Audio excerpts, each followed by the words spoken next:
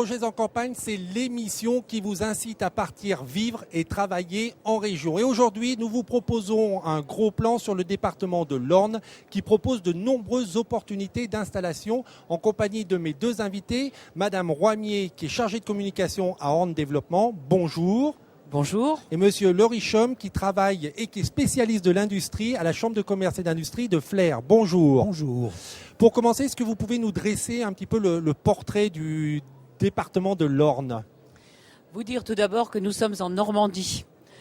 Nous sommes donc un des 5 départements normands, celui qui est à la frontière des Pays de la Loire, donc le plus au sud et le plus proche de Paris, puisque nous sommes à 1h30 de Paris, quels que soient les moyens de transport. Donc c'est un département rural, très joli paysage, mais aussi, et très paradoxalement, un département très industriel, puisque nous sommes le département le plus industriel de Basse-Normandie en rapport à la population.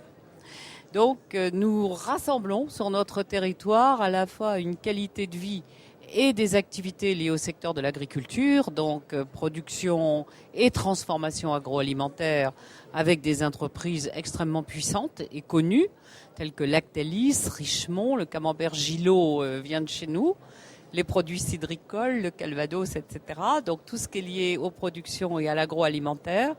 Et puis des filières d'excellence très diversifiées et où de très belles entreprises se développent.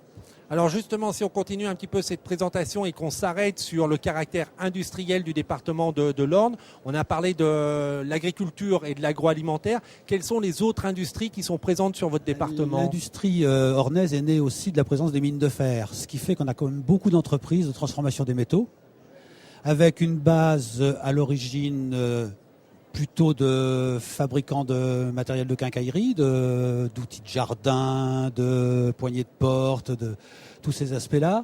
Et puis derrière, s'est développée toute une activité de mécanique de précision et d'équipementier automobile. Donc c'est ce qui fait qu'effectivement les grands secteurs économiques dans l'Orne sont les secteurs liés à l'agroalimentaire et les secteurs liés à la transformation des métaux. Est-ce que ces secteurs classiques sont encore porteurs? Est-ce qu'on peut encore aujourd'hui créer de l'activité sur ces grandes filières? Oui, puisqu'on a aussi, à partir du moment où on transforme des métaux, des gens qui ont des idées et qui les développent. Je pourrais prendre comme exemple une petite entreprise qui s'est développée pour créer ce que j'appellerais par abus de langage des ascenseurs, puisqu'en fait, c'est pas le statut type de l'ascenseur, mais des ascenseurs privatifs qui permettent de faire 2 ou 3 niveaux. Et ces gens-là sont partis d'une entreprise de mécanique en se disant, tiens, en exploitant les normes ascenseurs, est-ce qu'on peut pas faire quelque chose? Et c'est comme ça que cette entreprise-là est née et elle s'est développée sur l'Orne. Aujourd'hui, quels sont, au-delà de ces secteurs, quels sont les secteurs sur lesquels vous recherchez des créateurs d'entreprises? Est-ce que vous avez identifié des filières sur lesquelles vous aimeriez bien installer de nouvelles populations? Parce que peut-être aussi vous avez identifié des besoins, des manques au niveau du département de l'Orne.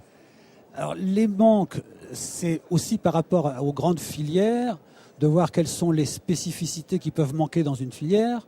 Donc on peut avoir par exemple certains types de traitement de surface, certains types de transformation métallique qui ne sont pas là, ou certains types d'adaptation par rapport à des matériaux nouveaux qui combinent à la fois par exemple des sources agricoles, puisque bon, on a des matières premières agricoles qui peuvent être maintenant étudiées pour être en composition avec d'autres produits pour faire des matériaux nouveaux.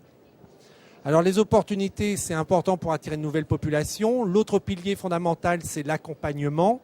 Quelles sont les missions d'Orne Développement et comment vous venez en aide aux personnes, aux porteurs de projets qui viendraient s'installer, qui viendraient implanter leur entreprise sur votre territoire? Alors l'Orne développe aussi bien le conseil général qu'en liaison avec le conseil régional et avec les compétences de toutes les équipes, tout l'accompagnement des créateurs d'entreprises, donc tout un dispositif lié aux aides financières, bien sûr, un fonds de création d'emplois et d'aide à l'immobilier d'entreprise.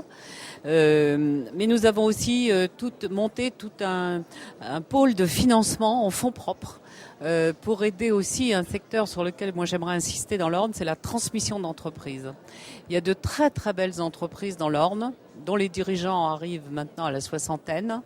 Et il va y avoir de très belles opportunités de cession d'entreprises très saines dans le secteur de l'industrie, comme l'a dit Alain Le Richaume, de ces PME qui sont pratiquement des pépites d'innovation, qui ont très bien mené leur barque et qui n'attendent que les plus jeunes qui pourraient les acheter grâce justement aux dispositifs de financement en fonds propres qui ont été mis en place dans notre département. Alors je veux bien qu'on explique en quelques mots ce financement, parce que c'est vrai que je pense que des personnes intéressées ne manquent pas. Pour reprendre une PME, PMI, une pépite, comme Voilà. vous l'avez dit, une pépite dans le département de l'Orne. Après, ce qui peut être un frein, c'est le financement, c'est avoir le capital. Une PME, c'est quand même une certaine valeur.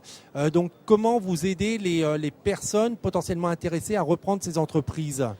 Alors, il a été créé à l'initiative de la Chambre de commerce de Flers et en associant ensuite tous les partenaires, un fonds d'investissement départemental qui s'appelle Orne Capital PME, qui est complété par un réseau de business angels que nous avons créé et animé, donc d'investisseurs individuels, et complété par des fonds de capital risque et de capital développement qui ont été montés au niveau régional.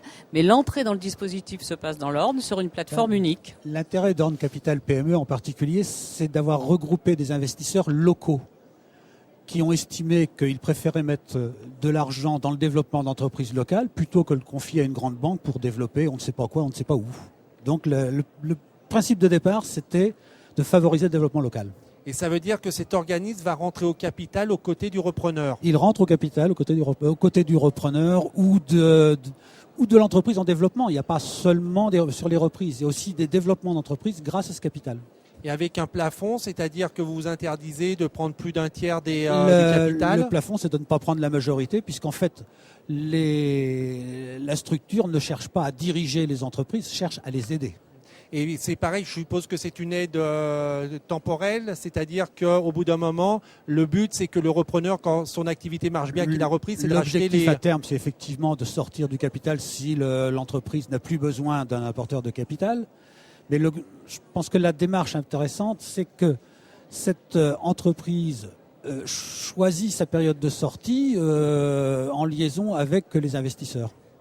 On a été beaucoup sur la PME. Est-ce que, comme d'autres territoires, il y a aussi un vieillissement des gérants, des TPE ? Est-ce qu'il y a un réseau de commerce et de fonds artisanaux à reprendre sur votre territoire ?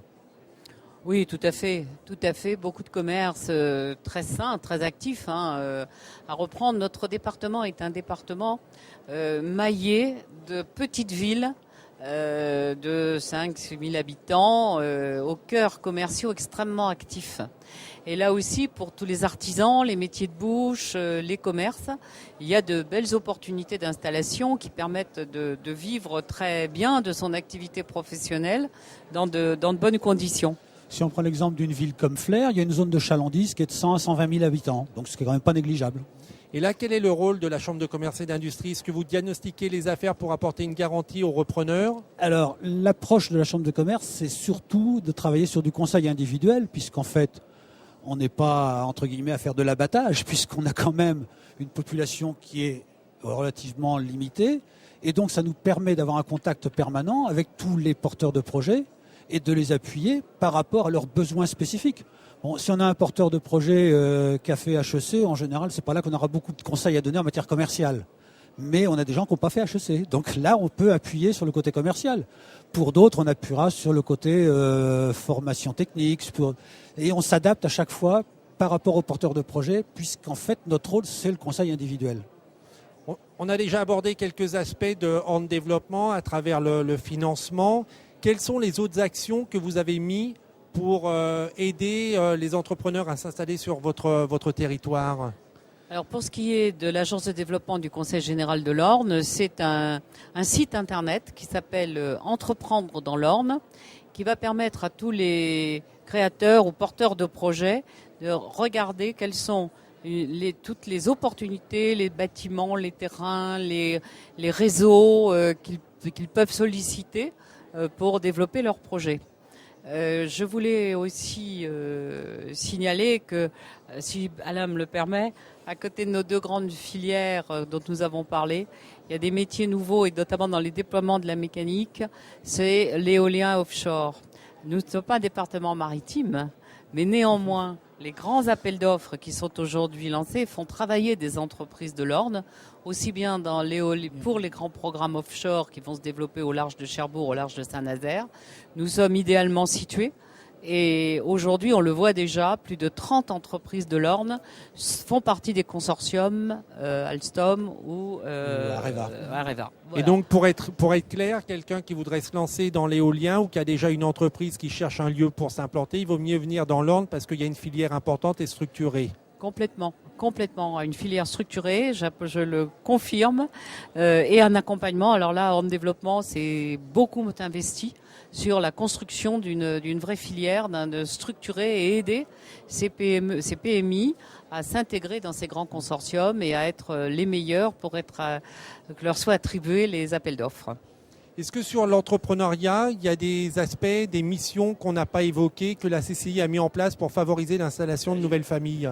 Nous, ce qu'on a essayé d'avoir aussi, c'est d'apporter le plus d'aide possible, y compris par la mise en place de certains outils. Je pense à un outil qui est mis en place maintenant sur Flair, qui est un centre d'essai dynamique, où on a à la fois des catapultes pour faire des essais de crash test qui intéressent le secteur de l'automobile, mais aussi le secteur de l'aviation, qui est aussi le secteur de transport par train. Donc cet outil-là est un outil rare, puisqu'en fait, je crois que c'est le premier en Europe outil public de ce type-là. Derrière, on a aussi dans ce centre d'essai des possibilités d'essai de machines vibratoires. Tout ça, ça contribue aussi à faciliter la vie. On parlait tout de suite de l'éolien. Si vous voulez essayer vos pales en mesure vibratoire, si vous avez le centre d'essai à la porte, c'est plus pratique. On ne l'a pas abordé, on va en parler rapidement, mais c'est moins votre mission. On a beaucoup parlé création et transmission d'entreprises, mais bien évidemment dans l'Orne, il y a aussi de l'emploi salarié avec des entreprises qui recrutent. Oui, beaucoup de ces pépites dont nous parlions l'un et l'autre, ces entreprises performantes, recherchent des compétences.